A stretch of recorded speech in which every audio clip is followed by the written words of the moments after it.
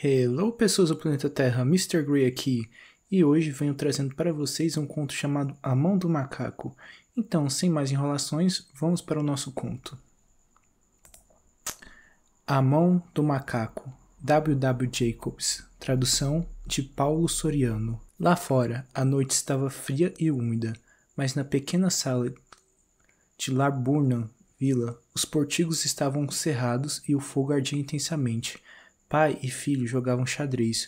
O primeiro tinha ideias próprias sobre o jogo, que envolviam mudanças radicais, colocando o rei em tão graves e desnecessários perigos que provocavam comentários até mesmo da grisalha senhora que tricotava placidamente junto à lareira. Escute o vento, disse o Sr. White, que, percebendo tarde demais que cometera um erro fatal, cuidava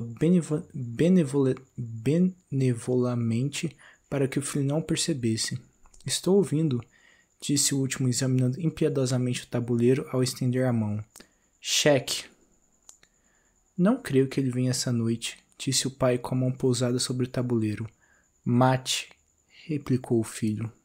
Este é o lado ruim de viver em um lugar tão remoto, o Sr. White vociferou, com uma súbita e inesperada violência. De todos os lugares terríveis, distantes e lamacentos para se morar, este é o pior. O caminho é um lamaçal e a estrada é uma torrente. Não sei o que essa gente está pensando. Somente porque há apenas 2 casas na estrada, eles não encontram motivo por que se importar. Não se preocupe, querido, disse conciliatória a mulher. Da próxima vez, talvez você vença a partida. O Sr. White ergueu os olhos bruscamente, a tempo de interceptar um olhar de cumplicidade entre a mãe e o filho. As palavras morreram em seus lábios, e ele escondeu um sorriso de culpa sobre a barba fina e grisalha. Aí vem ele, disse Herbert White, quando o portão bateu barulhentamente e os passos pesados se aproximaram da porta.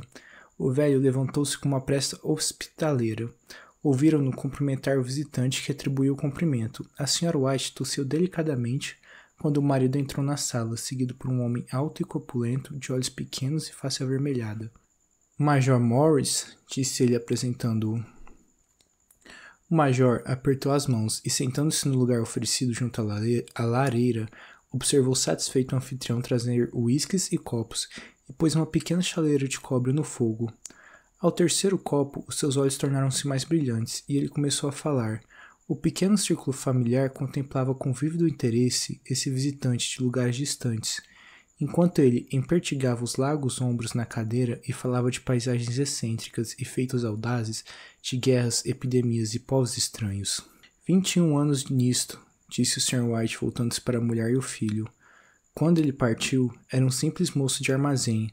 Agora, olhem só para ele. Ele não parece ter se saído tão mal, disse a Sra. White educadamente.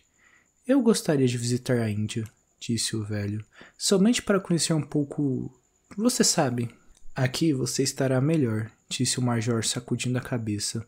Deixou o copo vazio sobre a mesa e, suspirando baixinho, sacudiu de novo a cabeça. Eu gostaria de ver esses templos antigos, faquires, malabaristas, disse o velho. O que foi mesmo que você começou a me contar certo dia acerca da mão de um macaco ou coisa semelhante, Morris? Nada, disse abruptamente o militar. Ao menos, nada que vale a pena ser ouvido. Mão de macaco? Indagou a Sra. White, curiosa. Bem, é apenas um pouco do que pode se chamar de magia, disse o major bruscamente. Os 3 ouvintes inclinaram-se para a frente, interessados. Distraidamente, o visitante levou aos lábios o copo vazio e em seguida baixou novamente. O anfitrião tornou a enchê-lo. Vejam, disse o major mexendo no bolso. É apenas uma pequena mão, comum e mumificada. Ele tirou algo do bolso e exibiu aos presentes. A Sra. White recuou com um esgar. Seu filho, porém, examinou a mão mumificada com curiosidade. Mas o que é que há de especial nela?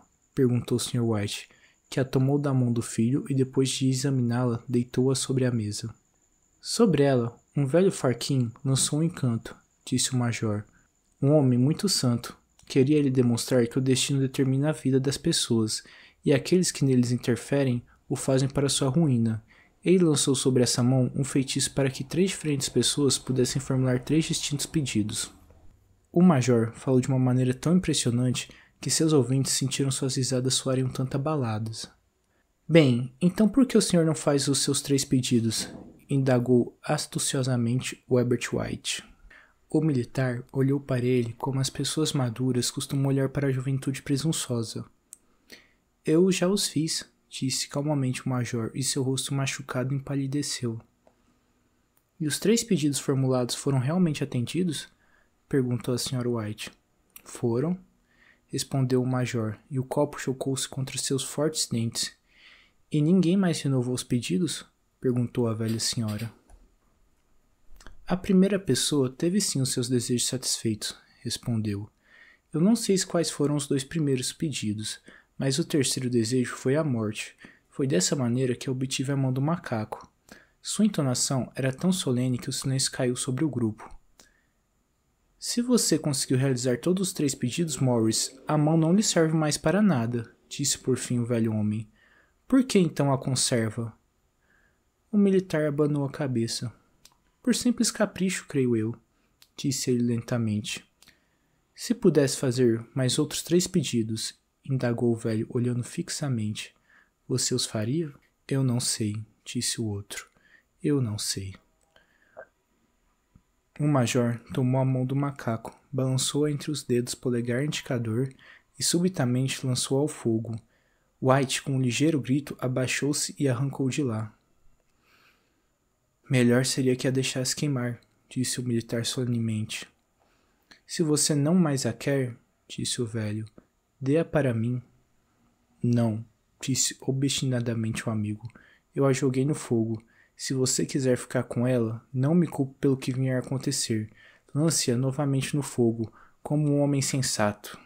O outro sacudiu a cabeça e examinou de perto a sua nova pertença. Como é que se faz o pedido? Segure em sua mão direita e formule o pedido em voz alta, disse o major.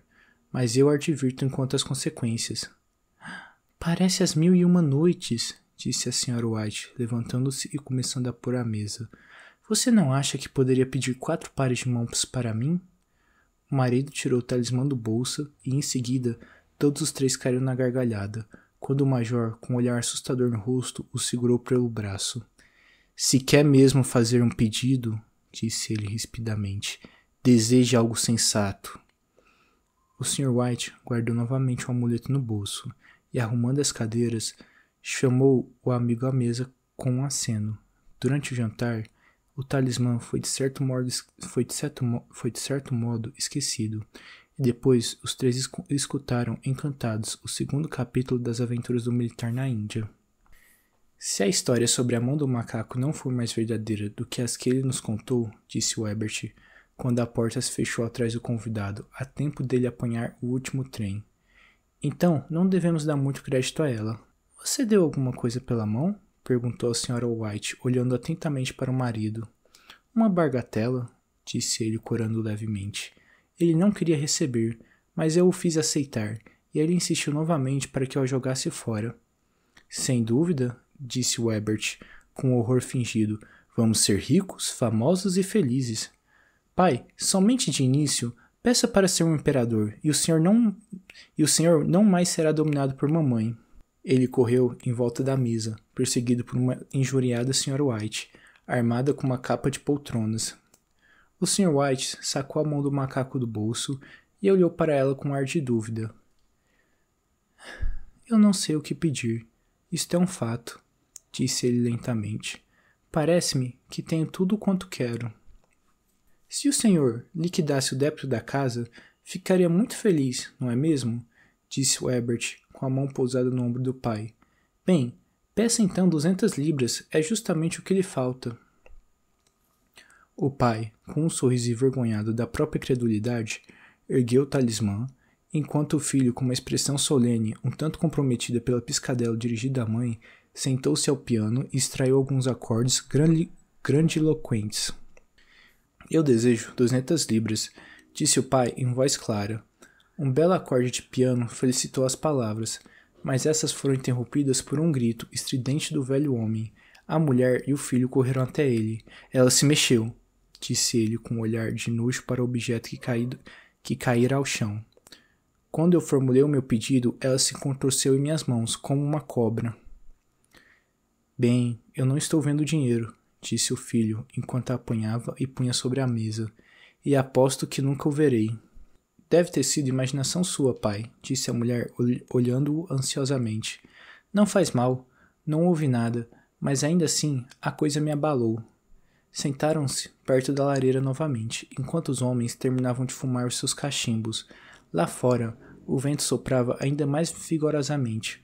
O velho sobressaltou-se ao ouvir o som de uma porta batendo no andar superior. Um silêncio estranho e deprimente abateu-se sobre todos os três, e os envolveu até que o velho casal se levantou para dormir. Espero que o senhor encontre o dinheiro enrolado em um grande saco, bem no meio da cama, disse Herbert, ao dar-lhe boa noite. É algo de terrível, agachado em cima do guarda-roupa, os espreits, enquanto o senhor embolsa o seu ganho fácil. Ele permaneceu sentado sozinho na escuridão, observando o fogo fernescer e via rostos formando-se nas chamas. A última cara era tão horrível, tão simiesca, que ele a contemplou com assombro. A imagem era de uma vivacidade tal que Herbert, com um sorriso inquieto, procurou na mesa um copo d'água para jogar sobre ela. Agarrou a mão do macaco, sentindo um breve calafrio. Então limpou a própria mão no casaco e retirou-se para a cama. Na manhã seguinte, enquanto tomava o café da manhã sobre a luz do sol invernal que pairava sobre a mesa, Herbert riu de seus temores. Havia na sala um ar de prosaica rigidez que faltara na noite anterior, e a mão do macaco, enrugada e suja, atirada negligentemente sobre o aparador, não esperava nenhuma grande crença em suas virtudes. Eu creio que todos os velhos militares são iguais, disse a Sra. White. Que ideia a nossa de dar ouvidos a estas tolices! Como se pode acreditar nos dias de hoje em um talismã que nos concede desejos? E se as 200 libras forem concedidas, o que de mal poderá lhe acontecer, pai? Será mal se as libras caírem do céu, bem em cima da cabeça dele, disse Herbert frivolamente. Segundo Morris, as coisas aconteciam com tanta naturalidade, disse o pai, que você, se o quisesse, poderia considerar uma simples coincidência. Bem, não lance mão do dinheiro antes que eu volte, disse Herbert ao se levantar da mesa. Temo que o senhor se transforme em um homem mau e avarento, e nós tenhamos que repudiá-lo. A mãe sorriu, acompanhando até a porta, e o viu afastar-se pela entrada. De volta à mesa, ela parecia divertir-se com a credulidade do marido. Mas isto não a impediu de correr à porta quando o carteiro bateu, nem de fazer referência a majores reformados beberrões, quando descobriu que o correio trouxera apenas a conta do alfaiate. Com certeza, o Herbert fará outra observação irônica quando voltar, disse ela quando se sentaram para jantar. Sem dúvida, disse o Sr. White, servindo-se de um pouco de cerveja. Mas seja como for, a coisa se contorceu na minha mão, juro que sim. Você imaginou que ela se mexeu, disse a Sra. White suavemente. Eu estou dizendo que ela se mexeu, o outro replicou. Quanto a isto, não tenho dúvidas. Eu tinha acabado... O que houve? A mulher não respondeu. Ela estava observando os movimentos misteriosos de um homem do lado de fora, que, olhando indeciso para a casa, parecia tentar decidir-se a entrar. Numa conexão mental com as 200 libras, ela percebeu que o estranho estava bem vestido e usava um reluzente chapéu de seda novo. Por 3 vezes ele passou no portão e depois retrocedeu. Na quarta tentativa, pôs a mão sobre ele e em seguida, com uma súbita resolução, abriu e avançou. No mesmo momento, a Sra. White colocou a mão atrás de si, desatou apressadamente o avental e colocou esta útil peça do vestuário sobre a almofada de sua cadeira. Ela conduziu o estranho, que parecia pouco à vontade, à sala. Ele a contemplou furtivamente e ouviu com ar preocupado a velha senhora desculpar-se pela aparência da sala e pelo casaco do marido, uma vestimenta que ele geralmente reservava ao jardim. Ela, então, esperou, tão pacientemente quanto o seu sexo permitia, que ele abordasse o motivo da visita, mas ele permaneceu a princípio enigmaticamente calado. Pediram-me que viesse, disse ele finalmente. Abaixou-se e extraiu um pedaço de algodão da calça. Eu venho da parte de Mal e Meggins. A velha senhora teve um sobressalto. Aconteceu alguma coisa? Ela perguntou ofegante. Aconteceu alguma coisa com Herbert? O que foi? O que foi? O marido se interpôs. Espere, mãe, disse ele rapidamente. Sente-se e não tire conclusões precipitadas. Certamente o senhor não nos trouxe más notícias, não é mesmo? Disse o velho, olhando o outro ansiosamente. Eu sinto muito, começou o visitante. Ele está ferido? Interpelou a mãe. O visitante inclinou-se assentindo. Gravemente ferido, disse ele em voz baixa, mas já não mais sente dor. Oh, graças a Deus, disse a senhora apertando as mãos. Graças a Deus, graças... Mas estancou subitamente quando o terrível significado daquela afirmativa desmoronou sobre ela. Ela viu a confirmação de seus temores no rosto esquivo do outro. Então prendeu a respiração e, voltando-se para o pouco arguto marido, pôs a mão trêmula sobre ele. Houve um longo silêncio. Ele foi apanhado pela máquina, disse finalmente o visitante em voz baixa. Apanhado pela máquina? Repetiu artudido o Sr. White. Ele se sentou, olhando fixamente pela janela, e tomando a mão da mulher entre as suas, apertou-a como costumava fazer nos tempos de namorados, há cerca de 40 anos. Ele era o último filho que nos restava, disse ele, voltando-se para o visitante. É difícil. O outro tossiu e, levantando-se, caminhou lentamente até a janela. A empresa me pediu que lhe transmitisse os sinceros pêsames pela grande perca, disse ele sem olhar em volta. Eu imploro que compreenda que sou apenas um empregado e apenas cumpro ordens. Não houve resposta. O rosto da senhora estava lívido, os olhos fixos, a respiração inaudível. No rosto do marido havia um olhar que o seu amigo major poderia ter ostentado em seu primeiro conflito armado. Quero dizer que a Mal e Meggins se exime de qualquer responsabilidade, prosseguiu o outro. Eles não admitem qualquer responsabilidade no evento, mas, em consideração aos serviços prestados pelo seu filho, pretendem ofertar uma certa quantia a título de compensação. O Sr. White largou a mão da mulher e, pondo-se de pé, dirigiu-se ao visitante. Um olhar de horror, seus lábios circos articularam as palavras. Quanto? 200 libras, foi a resposta. Sem atinar para o grito da esposa, o velho sorriu debilmente, estendeu a mão como um homem cego e caiu desfalecido, como um fardo, no chão. No imenso cemitério novo, a 2 milhas de distância, os velhos sepultaram seu morto e voltaram para casa, mergulhada na sombra e no silêncio. Tudo acabara tão rapidamente que, a princípio, eles mal se davam conta do que ocorrera. Permaneceram em um estado de expectativa, como se algo mais estivesse por acontecer, algo que lhes aliviasse aquele fardo pesado demais para os seus velhos corações. Mas os dias se passaram e a expectativa deu lugar à resignação. A resignação sem esperança dos velhos. Às vezes, tomada erroneamente por apatia. Algumas vezes, eles sequer trocavam uma palavra, pois agora não tinham mais sobre o que conversar, e os dias eram longos e tediosos. Foi cerca de 1 semana depois que o velho, acordando subitamente de noite, estendeu a mão e viu que estava sozinho. O quarto estava escuro, e o som de um choro lastimoso vinha da janela. Ele sentou-se na cama e ficou a escutar. Volte, disse ele ternamente. Você vai sentir frio. Está mais frio para o meu filho, disse a senhora, que chorou novamente. Os sons de seu soluço desvaneceram no ouvido do marido. A cama estava quente e os seus olhos pesados de sono. Ele dormitou intermitentemente e depois caiu no sono, até ser acordado com sobressalto pelo grito selvagem da mulher. A mão!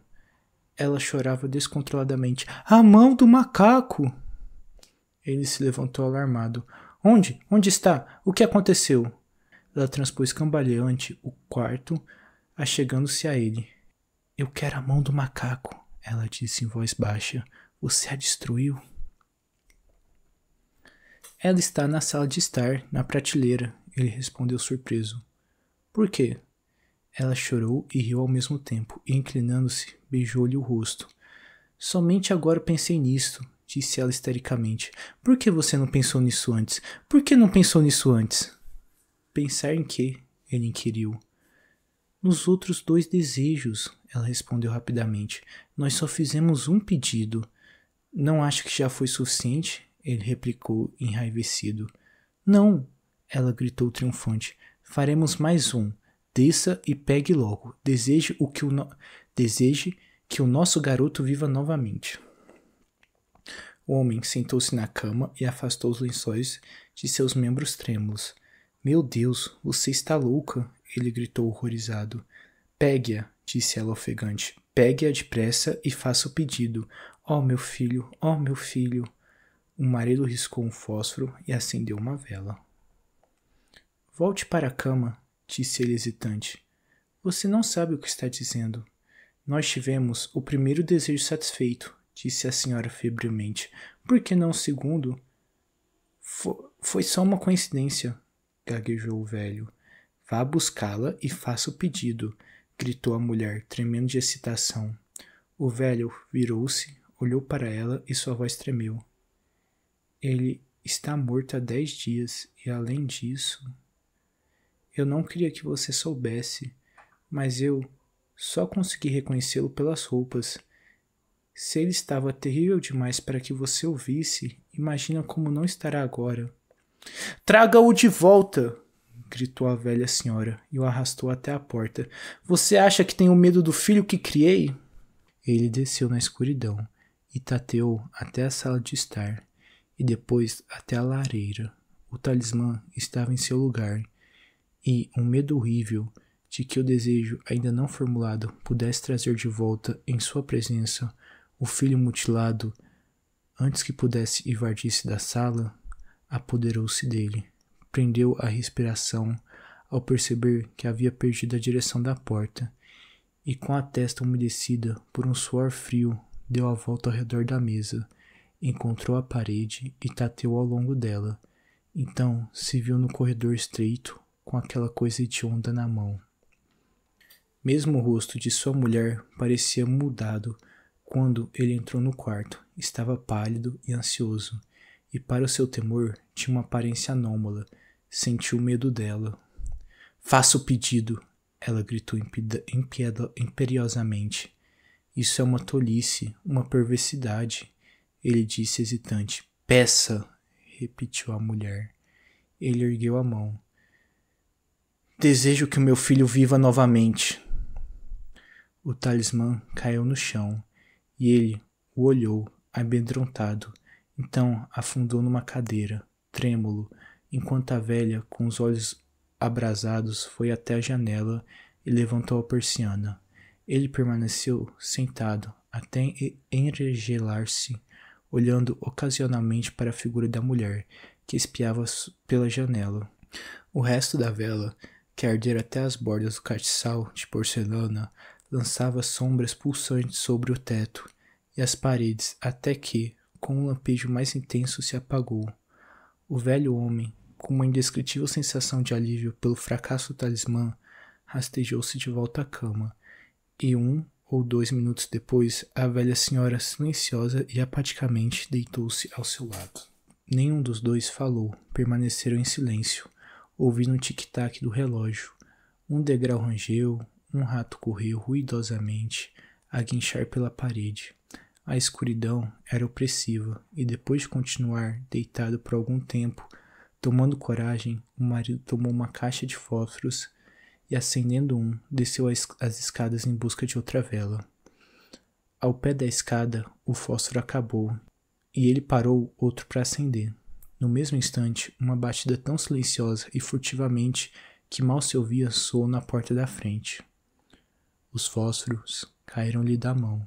Ele ficou imóvel, com a respiração suspensa, até que a batida se repetiu.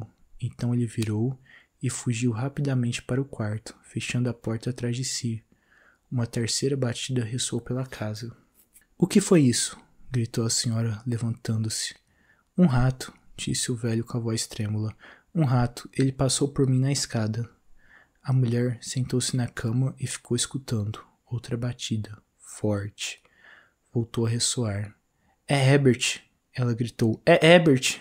Ela correu para a porta, mas o marido se antepôs e, tomando-a pelo braço, segurou-a firmemente. — O que você vai fazer?